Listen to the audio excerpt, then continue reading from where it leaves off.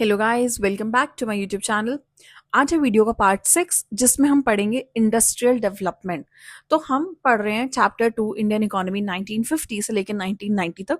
अगर आपने बाकी पार्ट्स नहीं देखे हैं तो लिंक डिस्क्रिप्शन में है, आप जाकर देख सकते हैं।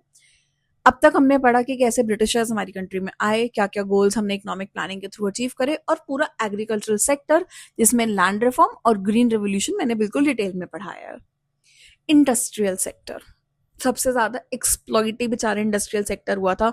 D industrialisation, decline of handicraft industry, main target ही ब्रिटिशर्स ने किसको किया था? हमारे इंडस्ट्रियल सेक्टर को। तो उसको रिवाइव करना बहुत जरूरी था। इंडस्ट्रियल सेक्टर, इंडस्ट्रियल डेवलपमेंट क्यों चाहिए? रीड है, it provides employment because in industrial sector we are converting raw material to the final goods, so we need people. In a country like India, we were still dependent on the labor intensive techniques as compared to capital intensive. I mean, LIT were more and CIT were less. Then it promotes modernization and prosperity. Only cotton and jute textiles were developed. Only two well managed iron and steel firms, one in Jamshedpur and one in Kolkata. ये आपने chapter 1 में पढ़ी है, comment करके बता दो जमशेदपुर में कौन सी है और कोलकाता में कौन सी है।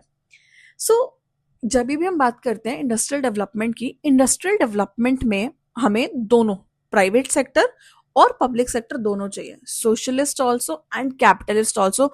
चैप्टर की स्टार्टिंग में हमने पढ़ा था कि इंडिया एक मिक्स्ड इकोनॉमी है, लेकिन इंडस्ट्रियल सेक्टर में हमें दोनों चाहिए भाई, सोशलिस्ट भी और मिक्स्ड भी। लेकिन आई मीन सोशलिस्ट भी और कैपिटलिस्ट भी। अब बात यह आती है कि जो कैपिटलिस्ट है भाई, उसके पास तो बहुत पैसा है, वो इंडस्ट्रियल सेक्टर में आए, इन्वेस्ट करे और आराम से बढ़िया इंडस्ट्रियल सेक्टर ग्रो करेगा।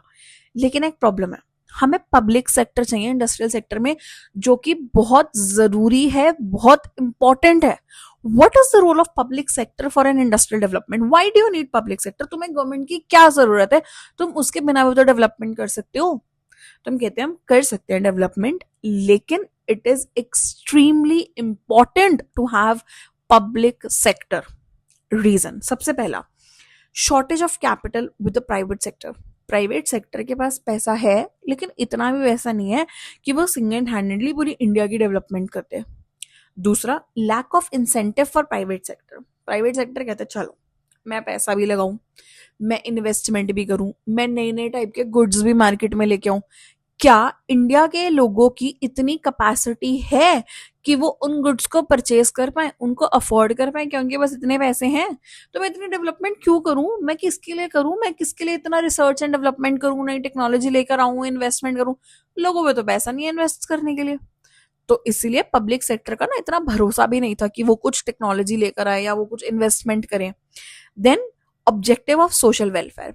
अगर प्राइवेट सेक्टर ऑपरेट करेगा, उनका सोल ऑब्जेक्टिव है to earn profit. They will never be there to do the welfare of the people. तो यहां पर ये वाला प्रॉब्लम भी आ गया कि भाई उनको तो प्रॉफिट ही चाहिए ना। लेकिन इकोनॉमी में, जहां इंडिया में मेजरली लोग उस टाइम पे पुअर थे या मिडिल क्लास में थे, रिच तो बहुत कम थे, तो हमें तो लोगों का वेलफेयर भी देखना था ना। तो तीन मेजर प्रॉब्लम्स थी अगर प्राइवेट सेक्टर होता, इसीलिए मेरे को पब्लिक सेक्टर चाहिए था। पहला, shortage of capital with the private sector. दूसरा, lack of incentive for the private sector. And third, the objective of social welfare. Paper में 3 मार्क्स का क्वेश्चन आता है बोर्ड के पेपर में, what is the role of public sector in the industrial development? As it is question आता है 3 marks का, 3 point लिखे आना, मस्त नंबर मिलेंगे, बिल्कुल बढ़िया। ठीक है, अब ये तो हमें समझ में आया कि भाई हमें पब्लिक सेक्टर चाहिए। गवर्नमेंट ने क्या करा? गवर्नमेंट ने सोचा भैया हम प्रधान हैं, जब इकोनॉमिक प्लानिंग कर रहे थे ना, उससे पहले हम एक इंडस्ट्रियल पॉलिसी रेजोल्यूशन लेकर आए। हमने देखा भाई इंडस्ट्रीज में हमें डेवलपमेंट चाहिए, पॉलिसी ले आए, बिना सोचे समझे इम्प्लीमेंट भी कर दी होगी। अब उस टाइम पे क्या रहा पता नहीं किसी को, बट जो फर्स्ट पॉलिसी लेकर आए, it was such a big fail. मतलब जो हम अचीव करना चाहते थे वो हम नहीं कर पाए। तो फर्स्ट 5 ईयर प्लान जब खत्म हुआ 1956 में, तो गवर्नमेंट को लगा कि यार जो हम इंडस्ट्रियल पॉलिसी लेकर आए थे ना, वो इतनी बढ़िया तो नहीं थी। गवर्नमेंट ने उस पर दोबारा काम किया। गवर्नमेंट सेकेंड इंडस्ट्रियल पॉलिसी लेकर आई 1956 में, आईपीआर 1956, और उसमें बढ़िया बढ़िया चीजें लेकर आई अपने हिसाब से कि यार ये तो बहुत बढ़िया है, ये इंप्लीमेंट करके देखते हैं, और अगर ये हो गया ना इंडस्ट्रियल सेक्टर तो हमारा अगर यहाँ है ना यहाँ पहुंच जाएगा। ऐसी पॉलिसीज हम लेकर आए। तो तो इंडस्ट्रियल पॉलिसी रेजोल्यूशन कब आया? 1956। इसमें हमने क्या करा, इंडस्ट्रियल पॉलिसी में हमने बोला it is a policy major which covers various issues connected with different industrial enterprises. अब सबसे पहले तो हमने इंडस्ट्रीज को 3 पार्ट में क्लासिफाई कर दिया भाई, शेड्यूल ए, शेड्यूल बी और schedule C. Schedule A, schedule B, schedule C. Schedule A में हमने बोला वो industries which are owned by the state, owned by the state मतलब सोशलिस्ट सेक्टर वाली। शेड्यूल सी में मैंने बोला they are those industries which are owned by the private sector capitalist। और बीच में शेड्यूल बी मैंने मिक्स कर दिया ए बी और सी बी। तो बी वो हो गई जिसमें सोशलिस्ट भी है, जिसमें कैपिटलिस्ट भी है, यानी कि कुछ पार्ट प्राइवेटली ओन्ड, कुछ part publicly owned. Easy. Schedule A government, schedule C private, schedule B both public and private.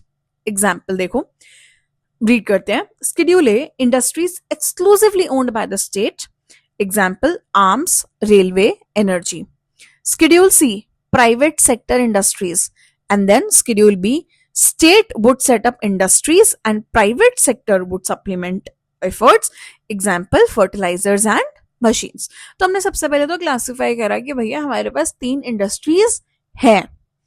उसके बाद हम लेकर आए एक नया concept, industrial licensing.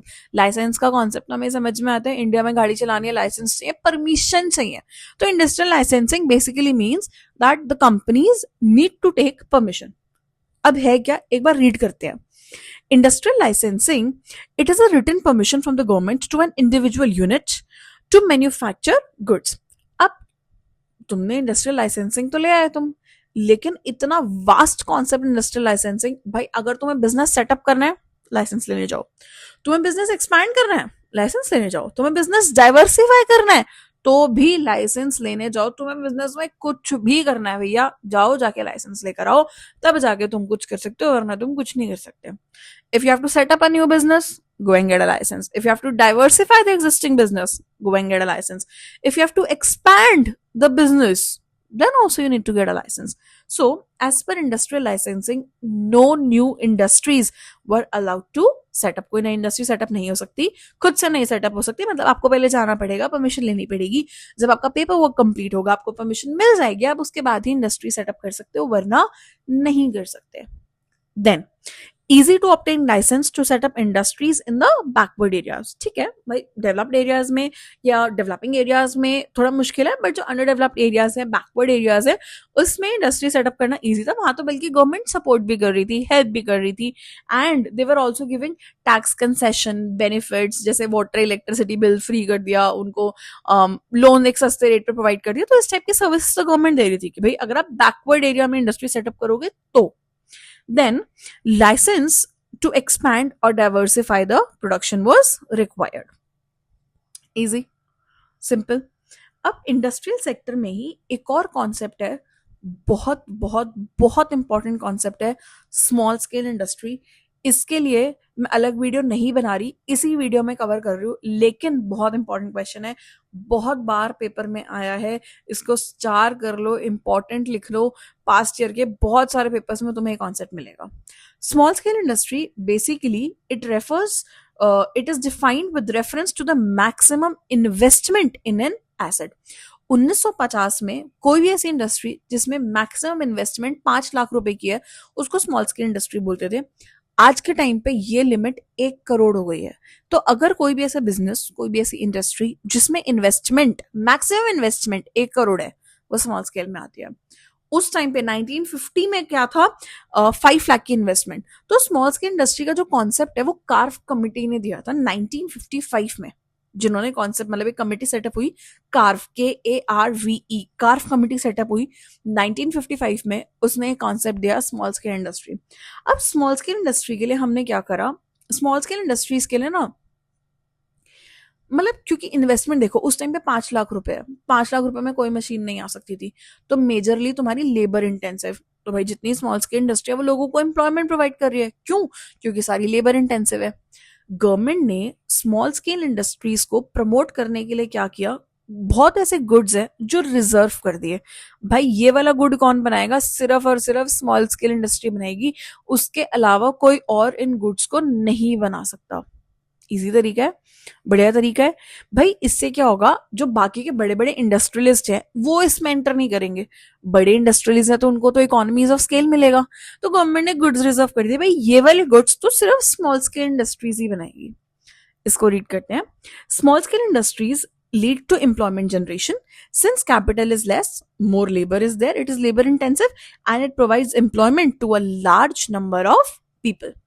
Then reservation of products, government reserved certain products to be only manufactured by the small scale industries. And then various concessions were given to the small scale industries, जैसे कि tax were decreased, interests were provided at a lower rate, and certain other kind of benefits were given to them. So small scale industries, यही आपको paper में लिख के आना है, कब आई, क्या होती हैं, कितनी उनकी लिमिट है, आज उनकी लिमिट कितनी है, और दो मेजर पॉइंट्स, पहला एम्प्लॉयमेंट प्रोवाइड करता है, दूसरा कुछ ऐसे हैं जो उन्हीं के लिए रिजर्व्ड हैं, मतलब कुछ गुड्स हैं जो सिर्फ और सिर्फ स्मॉल स्केल इंडस्ट्रीज ही बनाएंगे और कोई नहीं बनाएगा। Easy, good to go.